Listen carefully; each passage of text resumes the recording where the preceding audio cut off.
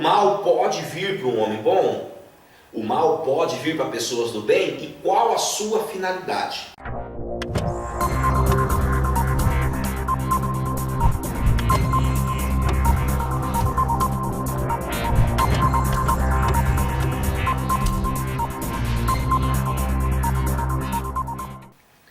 Graça e paz da parte do Senhor Jesus. Nós vamos continuar a estudar o livro de Jó, né? E nós estamos aprendendo com Jesus as verdades do livro de Jó. Então, nós vamos fazer aqui uma pequena recapitulação para que você não perca a estrutura do pensamento e não perca a linearidade do que está sendo falado aqui. No primeiro vídeo você viu que o mal que sobreviria sobre a vida de Jó é um mal que parte da parte do Senhor. E isso já começa confrontando, porque os evangelhos, as mensagens que estão dentro das igrejas, é que Deus não pode fazer o mal, que quem faz o mal é o diabo. E nós vimos no primeiro vídeo que o diabo é o pai e o criador da teologia de causas e efeitos, e não Deus. E vimos também que o diabo é um servo de Deus. O diabo é um servo de Deus. Quem tem Deus como Jó, quem conhece Deus como Jó, o diabo é um mero detalhe. Aprendemos no primeiro vídeo que as pessoas dão muito poder ao diabo, mas o diabo não tem nenhum poder sobre aqueles que são filhos de Deus. E no segundo vídeo nós vimos que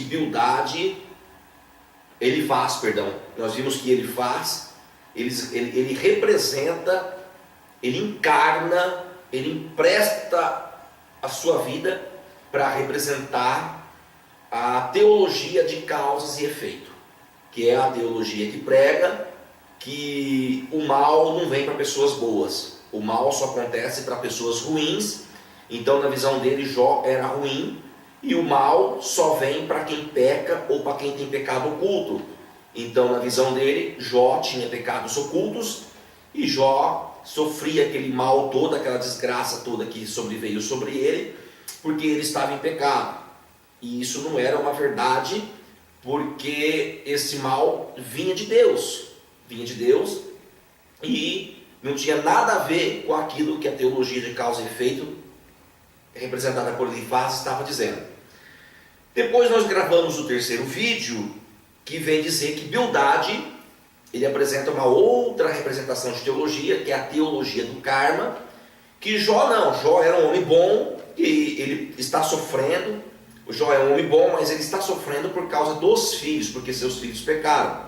Representa aquela teologia que, eu estou passando por essa situação esmagadora, porque o meu pai pecou, porque meu filho pecou, porque meus ancestrais pecaram, e aquela teologia que diz que o homem é milenar e que está sendo reprovada na boca de Jó. Ele fala assim, isso não tem nada a ver, não me cabe me converter à teologia de Elifaz, que é a de causa e efeito, também não me cabe me converter à teologia de Bildade, que é a teologia do karma. Isso não tem nada a ver. A teologia que eu vivo, a teologia que eu faço parte, é aquela que vem do Senhor, chamada graça, favor imerecido sobre os homens. É essa que eu entendo, e é essa que eu sigo, e é essa que eu estou pregando para você, que eu gostaria que você cresça.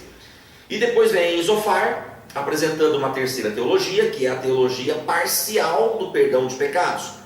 Aquela que prega que Deus pagou parte do pecado em Cristo, na cruz, que Cristo pagou parte do pecado, porém a outra metade resulta no sofrimento de Jó, que seria que ele estaria sofrendo essas consequências todas na sua vida, porque ele estaria pagando a outra parte da dívida, que também não procede de Deus, é diabólica, porque o próprio Jesus falou que ele pagou a cédula de dívida que se tinha contra a gente, ele pagou a nossa dívida por completo.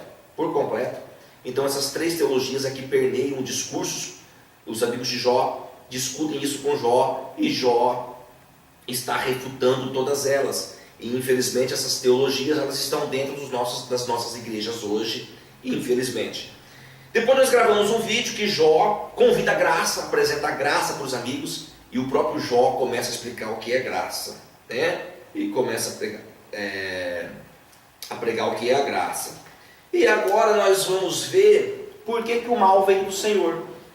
Esse vídeo agora, o título dele é: por que Deus envia mal a seus filhos? O mal pode vir para um homem bom? O mal pode vir para pessoas do bem? E qual a sua finalidade? A primeira coisa que eu queria que você soubesse é que Deus mandou aquele mal sobre a vida de Jó para salvar Jó de si mesmo. Para salvar Jó de si mesmo. Aí você vai dizer o seguinte: mas salvar Jó do quê? Se o próprio Jó, se o próprio Deus confessa para o diabo no capítulo 1 que Jó era um homem reto, temente, que se desviava do mal. Você vai entender que Jó era um homem que tinha bondades excessivas no seu coração. Jó era um homem que fazia o bem a todo tempo. É o que ele diz em Jó 12. Ele fala assim, porque eu libertava o pobre quando ele clamava por socorro. Jó fazia isso quando ele era rico. E também o órfão que não tinha quem o ajudasse. Aqueles que estavam a ponto de morrer me abençoavam, e eu fazia as viúvas cantarem com alegria em seu coração. Eu me vestia com justiça e ela se vestia de mim. A minha justiça era como um manto e uma coroa. Eu era os olhos do cego e os pés para o aleijado. Eu era um pai para o necessitado. Eu investigava os problemas daqueles que eu nem conhecia. Isso é um homem bom. Isso é um homem bom. Ele está dizendo que a riqueza que ele tinha antes de ser tomada dele, ele ajudava os pobres, ele ajudava os órfãos, ele socorria as viúvas, ele dava a mão para o cego andar na rua, ele carregava os aleijados, ele era como um pai para os necessitados. Aí você deve estar me perguntando: isso são atitudes boas? Sim, atitudes boas. Mas Deus queria salvar Jó dessas próprias atitudes. Então Deus envia um mal sobre Jó para salvar Jó de si mesmo. Por quê? Eu vou te explicar.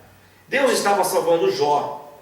Ele fazia muitas coisas, mas ele não sabia que no seu inconsciente aquilo era vaidades da sua alma. Qual é a estruturação do pensamento sobre esse versículo? Ninguém que faz o bem, ninguém por melhor e mais consciente que seja faz o bem, apenas pelo bem. Ninguém faz o bem apenas, então somente pelo bem. Ninguém.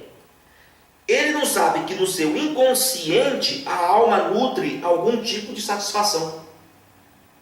Deu para entender? Então, a satisfação de Jó, a vaidade da alma de Jó era fazer o bem. Deus estava dizendo para Jó: olha, você é bom isso que você faz, as obras são boas, mas eu quero te ensinar que quem salva é a graça. O homem não é salvo por obras, o homem é salvo pela graça. O homem é salvo pelaquilo que vem de Deus, porque a graça é um favor imerecido. O homem não merece, mas Deus o presenteia com graça, com misericórdia, com perdão, com compaixão. Obras nenhuma salva o homem. Essas obras que Jó estava fazendo eram obras muito boas, mas a Bíblia diz que todas as obras dos homens são como trapo de imundícias para Deus, porque só Deus é bom. Apesar dessas obras serem boas, Deus estava salvando Jó de si mesmo.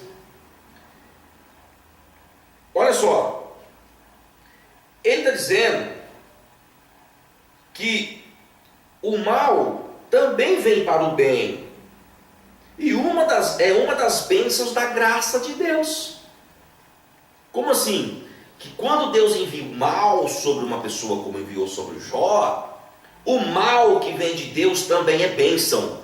O mal que vem de Deus também soma para que ele cresça. O mal que vem de Deus é bem para a pessoa.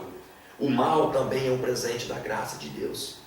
Então Deus estava salvando Jó de si mesmo, dessas bondades excessivas. Você está me entendendo? Deus estava convidando Jó a ir para dentro de si mesmo e vê as vaidades da sua alma. Por isso que Deus falou o seguinte: você viu o meu servo Jó? Ele é reto, ele é justo, ele se desvia do mal. Mas o que Jó não sabia, o que você talvez não sabe, é que bondades excessivas de um coração bom também é mal. Então Deus vem e envia um mal sobre ele, para que ele possa ver as vaidades da sua alma. As vaidades da sua alma. Tá? Porque ninguém, por melhor e mais consciente que seja, faz o bem apenas e tão somente pelo bem. Porque inconscientemente a alma nutre algum tipo de satisfação. E a satisfação que a alma nutre é isso que Deus queria tirar de Jó. É isso que Deus queria limpar de Jó. Para deixar ele um homem melhorado. Para deixar ele um homem mais perfeito do que ele já era. Um homem mais reto do que ele já era. Então Deus estava enviando aquele mal sobre Jó. Está enviando aquele mal sobre Jó. E nesse encontro da graça de Deus, porque a graça de Deus sempre está em rota de colisão, a graça de Deus sempre está em rota de colisão com as teologias que tem por seu pai o diabo.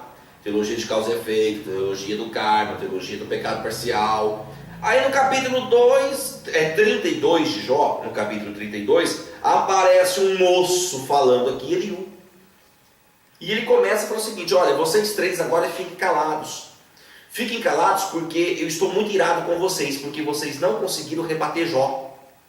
Ele fala isso, versículo 32, versículo 6. Eu sou jovem e vocês são velhos, mas então eu me abstive de dar minha opinião. Mas agora eu devo falar. Sabe, aquele discurso da humildade, mas está cheio de inveja? Ah, eu sou menor aqui para falar alguma coisa. Ah, eu sou isso. Mas está cheio de veneno para soltar. Cheio de veneno para soltar. São pessoas que falam em nome de Deus, mas são do diabo. Jó 33, versículo 4. Foi o Espírito de Deus que me fez, Eliú falando, e o sopro do Todo-Poderoso que me dá vida. Então refute-me se puder, organize suas palavras, tome posição. Esse tipo aqui é o tipo do confronto. É o tipo de um confronto. A teologia que se prega hoje, essas pessoas, elas sempre vão estar em confronto com as pessoas de Deus, com as pessoas da graça. Veja, elas dizem: foi o Espírito de Deus. São profetas do diabo que dizem ser do Espírito de Deus as mensagens que eles falam, mas não são, mas falam em nome do diabo. O veneno mais tóxico não vem de Satanás, e vem do próximo quando este assume o papel de Satanás, adversário dos homens em nome de Deus. Jó viveu tudo isso. Uma pessoa que vive na graça de Deus tem que ter muita graça de Deus e muita consciência de quem é Deus, para não ser envenenada com essas toxicidades todas, com esses tóxicos todos, com esses entorpecentes da teologia todas. É um chá do inferno contra as nossas almas. E Jó não se vendia para essas teologias. Jó firmava a sua posição em Deus, dizendo assim: não, o Deus que eu sirvo, eu tenho fé, e a minha fé me diz que este mal vem do Senhor, e se esse mal vem do Senhor, é para o meu crescimento. Alguma coisa Ele quer me mostrar.